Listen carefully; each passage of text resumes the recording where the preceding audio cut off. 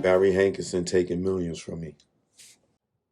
I remember I had my first big arena tour. LL Cool J was opening up for me, and I could not believe it because I just had started in the game. And LL Cool J was someone I looked up to and had a lot of respect for. And I could not believe that LL Cool J, was opening up for me on a major arena tour where there was 40,000 screaming fans. But anyway, Barry Hankerson, my manager at the time, was the one who came to me and told me, congratulations. I just got your first 35 city arena tour. Then he gave me a Rolex, which was a gift for my first tour. Barry told me that it was a promotional tour. And though I was not going to get paid, every radio station in every city I perform in was going to play my record all day while I was in a city. And Barry told me that was major and it was going to sell a lot of records for me. And I was so excited about my first major tour and going from city to city and having the radio stations in all those cities play my records. I didn't know what to do, but it was a real dream come true for me because I knew I had it in me to make it to the arena stage. I knew I had put in the work. So once the tour started, it was a success. Shows were sold out everywhere. And then there was a couple of times I came to the show late, and because I wasn't getting paid, I didn't think it was such a big deal. Until one night I showed up late for the show, and after the show was over, I was in my dressing room and I had heard a commotion going on outside my door with my security and someone else. And when I went to the door and opened it, there was two guys that I never seen before standing there arguing with my security. But when they saw me, they calmed down, and the guys asked me if they could have a few minutes of my time. And because they were very respectful,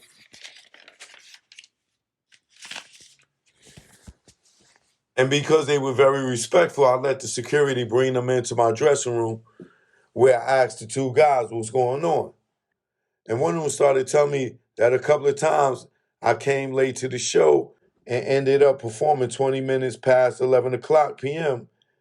at night, which was 20 minutes past the time I was supposed to end the show. And when that happens, the venue charges them $25,000 for overtime. And I asked the guys, who were they? They said they were the promoters of the tour. I was kind of confused, but I told them I would try to be on time, but because I wasn't getting paid to do the tour, I didn't see that as a big of a deal that I was late a couple of times. And then one of the promoters said to me, what do you mean you not getting paid? We gave Barry Hankerson $6 million to do this tour, R. Kelly. And I felt my heart had stopped. And I was trying to figure out what was going on because Barry told me the reason why I wasn't getting paid is because it was a promotional tour. And now, here are two guys in my dressing room telling me that they are promoters of this tour and that they gave my manager, Barry Hankerson, $6 million for me to do this tour. And I remember looking at the Rolex that Barry had given me and saying to myself, I may not know watches or big time name brands, but I know damn well this motherfucker don't cost no $6 million. Excuse my language. But then I asked the promoter, was this a promotional tour? Because that's what Barry Hankerson told me. And the promoters were like, hell no. This ain't no motherfucking promotional tour. You might need to take that up with your manager. But we paid him $6 million for you to do this tour. And I just did not know at that point what to do, what to think, or who to even talk to about what I just heard. I was stuck because I knew that I could not read, write, or spell and was definitely not good at math. I felt like I had instantly became a blind man standing in the middle of a highway because Barry Hankerson had been The one person I trusted with managing my career. He had the contacts to everyone, and I thought I was the famous one. I had no clue of how the business worked, and I had no contacts to anyone because Barry always kept me out of the reach of people, like the promoters and the record companies and hire people in the industry. And I also knew how Barry Hankerson would always use fear tactics to get me to stay in line and do everything he said. Things like he would always tell me to go to the movies or to go play basketball because they just took a guy down in his basement and they are about to teach his ass a lesson. I would never ask questions. I would just leave because I hated being around that kind of atmosphere. But I just continued thinking to myself, how do I get out from under Barry's shadow? Because I had heard him say many times how if anyone tried to leave him, he would ruin their life and their careers. And because of that, I knew I had to be smart and most of all patient on how I played things because I had just written a song for Michael Jackson's Space Jam movie, and the song was called I Believe I Can Fly. And if I had brought up the $6 million that Barry got paid from the promoters, I know for a fact that Barry would have snapped and went off on me and tried to intimidate me, but I would have fucked him up. Excuse my language, but I really would have. But afterwards, he would have been fired, but kept that $6 million and all of the connections right along with the Michael Jackson people who I had done I Believe I Could Fly for. And by me knowing in my heart that I Can Believe I Can Fly was going to be one of the biggest songs of my career, I decided not to even bring up the $6 million, but said to myself that when I Believe I Could Fly come out, it's going to take my career to another level that I was going to let Barry Hankerson go. And the change for me came to get away from Barry when he came to Chicago to meet with me. Barry came to the studio and we sat down in the studio lounge, and Barry Hankerson began telling me that he had a couple of new producers and artists, and their names were Timberland and Genuine, and he wanted me to start right away working with them. And I asked him, working how? And Barry said I needed to start collaborating and writing with them, and right away, I disagreed. I told Barry that I did not want to start writing with other writers because I still hear a whole entire songs in my head and didn't need at this point in my career to start collaborating with other writers. And Barry got mad and started saying things like, "You don't listen, R&B music is dead and it's not going to sell anymore." And after he said that, I totally disagreed with him. And then Barry told me that he was starting his new label, and it's called Black Ground Records. And I needed to get on board because my music was not going to sell unless I worked with his new artist, Genuine, and the producer Timberland. And I told Barry that I had nothing against his new artist and producer, but I still believed in my writing skills and also my producing skills, and was going to continue, and I was going to continue writing and producing my own music. I remember Barry telling me that I was a fool and that R&B music is going nowhere. And I said to Barry, yes, it is. Then Barry said to me, okay, Mr. Know-It-All, where is R&B going?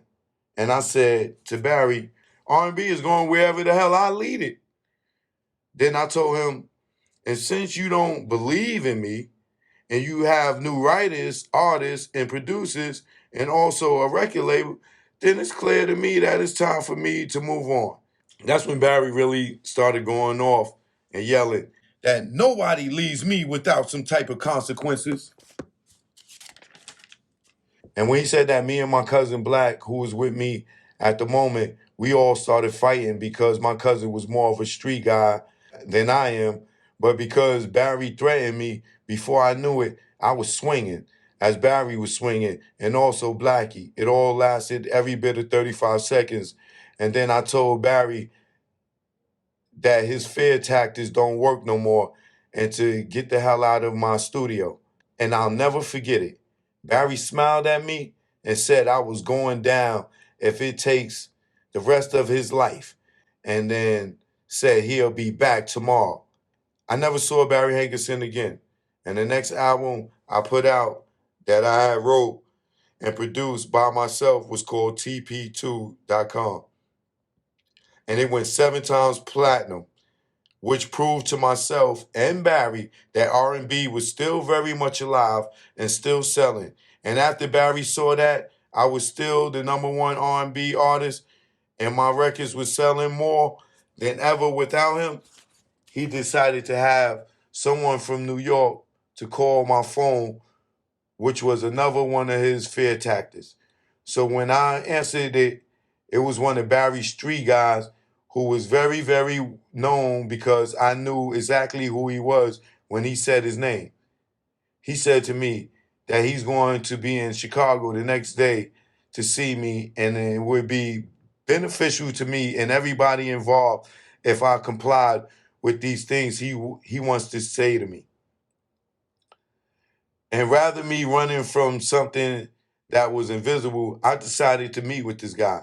So I let my cousin know what was going on, and he and I decided that we would love to be prepared for whatever when Barry's guy showed up to my studio, and which was right in the middle of Cabrini Green, which was one of the most dangerous projects in Chicago, and where I used to live.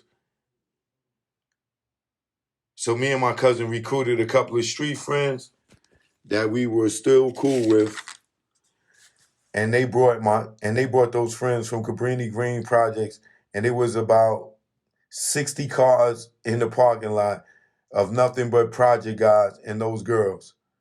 And they were girls. And they were guys placed all over the halls, all over my studio. They were legally strapped with their weapons showing, leading all the way up the stairs to where I was in the studio. Now, this is not my everyday life, but I knew who was on that phone talking to me, and I had a clear understanding of what they meant when they said it would be beneficial to me to meet with them. And besides, I know how Barry Hankerson play. So I had to set a tone and send a message to at least let the guy know that I was protected and that things were not sweet. And I also needed him to go back and tell Barry what he seen. So when he arrived at the gate, he arrived in 3 black SUVs that were tinted. They pulled into the gate and all of the doors opened, and they were about 10 or 11 guys, and they got out of the SUVs, and one of them grabbed a wheelchair from the back of the SUV and brought it around the back to the front of it. And I was watching all of this on the camera. They take him out of the back of the SUV, place him in a wheelchair, and wheelchair him into my studio. And after rolling past all the strapped guys going to the elevator, coming up to my studio, when they rolled him into the room, the first thing he said to me is, "Damn, Kels, I thought I was coming into the White House or something." And I told him, in the middle of the projects where I grew up at, and though I love to be around my people that I grew up with, don't mean I trust everybody. I'm sure you know how it is. Look at you. You all armed up, and we both laughed it off. I offered him a drink, and as we sipped on some Hennessy, he said he was going to get straight to it. He said to me that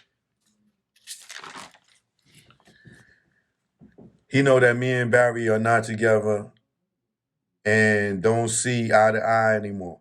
But Barry wants to give me another chance to reconsider the decision I made as far as leaving him. And I said to the guy, Barry wants me to give him another chance to reconsider. Then I said, listen, man, I know who you are and I respect who you are. And then I started telling him everything that Barry had done to me and everything that he had took from me. And by the time I got telling this guy about Barry Hankerson and the millions of dollars that he had stolen from me, It left the guy no choice but to agree with me as to why I would not be taking Barry up on his so-called offer. And when the guy asked me if I was 100% sure that I didn't want to reconsider, I told him no. I was 100% sure that I would not be reconsidering. He took a deep breath, took his last shot of Hennessy, and said he would be relaying the message to Barry. And then he laughed and asked me, would there be getting, and then he asked me, would they be getting their armor back? And I just laughed it off and said, come on, man. Hell yeah, I'm not like that. We shook hands and we took a picture together and he left. And I never seen him again. And after they left, I just fell on the floor in a big, gigantic sigh of relief because I have never done anything even close to that in my life. I was very paranoid after that night and I had to up my security and start taking the security part of my life way more serious. Next page to start is the public's eye and how the prosecutors use them. We here now. Damn, I wish I was pushing the act. Damn, I wish I was pushing the act. Damn, I wish I was pushing the act. I had no haps if I was pushing the act. Damn.